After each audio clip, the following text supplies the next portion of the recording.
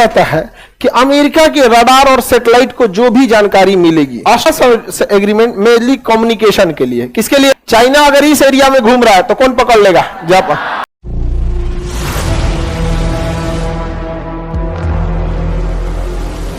देखिए अब ध्यान से कॉमकासा क्या है। कॉमकासा एग्रीमेंट कहता है कि अमेरिका के रडार और सैटेलाइट को जो भी जानकारी मिलेगी, ऑस्ट्रेलिया के रडार और सैटेलाइट को जो भी जानकारी मिलेगी, अमेरिका, जापान को और भारत को, ये चारों अपनी जानकारी साझा कर सकते हैं। चारों अपनी जानकारी साझा कर सकते। अब इससे फायदा क्या है बाबू? देखिए कॉमकासा एग्रीमेंट मेनली कम्युनिकेशन के लिए। किसके लिए है? कम्युनिकेशन के लिए। कॉमकासा एग्रीमेंट किसे? COMCASA agreement. कौन सा एग्रीमेंट? कॉमकासा एग्रीमेंट किससे संबंधित है बाबू?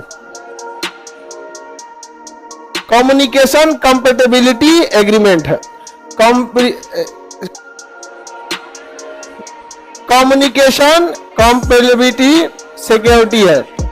ये कॉमकासा एक्ट के तहत हम लोग लॉजिस्टिक सप्लाई करते हैं या फिर कम्युनिकेशन और लॉजिस्टिक लेमुआ। कॉमकासा से फायदा क्या है? ध्यान से जरा समझिए। हमें चाइना पे नजर रखनी है, हम चाइना पे रख नहीं पाते हैं क्योंकि हम कहां रहते हैं? इंडियन ओशियन में।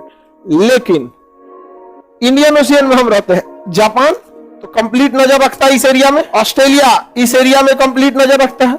अब जरा देखिए चाइना जाएगा कहां? चाइना अगर इस एरिया में घूम रहा है तो कौन पकड़ लेगा? जापान। इस एरिया में घूम रहा है तो ऑस्ट्रेलिया, इधर घूम रहा है तो पीटाई पकड़।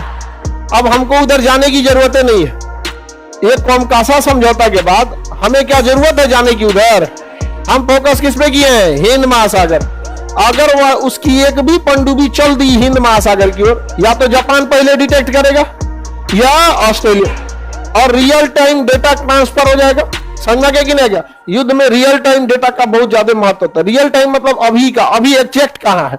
रियल टाइम डाटा ही मतलब होता है, और रियल टाइम डाटा नहीं है तो हमला कैसे करिएगा? जैसे कोई कह दे कि चाइना की जहाज अभी पटना में है, और सोचो पटना सामने को 2 घंटा पहले पटना से उड़ चुका है, उसको 2 घंटा वो कहां निकल चुका होगा? आप वो डाटा लेके क्या करिएगा? आपको क्या चाहिए? Real time data. तो हम लोग डायरेक्ट उसका रियल टाइम डाटा ले सकते हैं। किसका? हाँ, जापान का, ऑस्ट्रेलिया का। और इसका सबसे ज्यादा विरोध तो करने की औकात नहीं है पाकिस्तान की, लेकिन सबसे ज्यादा छाती पीटा था कौन? पाकिस्तान। क्योंकि अमेरिका का एक सैन्य अड्डा पाकिस्तान के अंदर है, पाकिस्तान के अंदर में है, गिलगिट में। कहां पे है? गिलगिट।